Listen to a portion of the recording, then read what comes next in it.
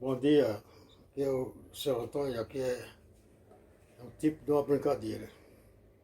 Quando eu era moleque eu comecei a tocar num bichinho desse daqui, chama cavaquinho, né? Mas depois que eu aprendi nele, passei para um outro instrumento que chama violão, né?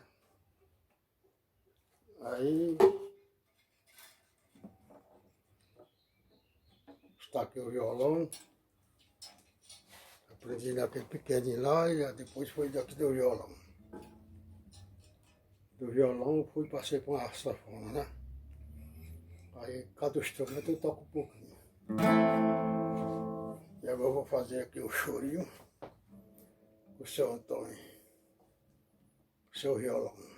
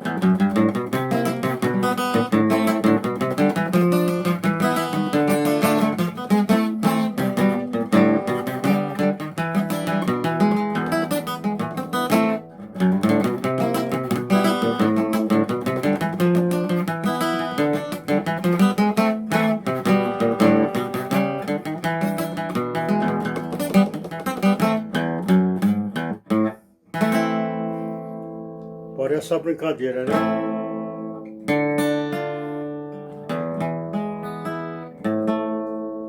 Essa aí, seu Antônio.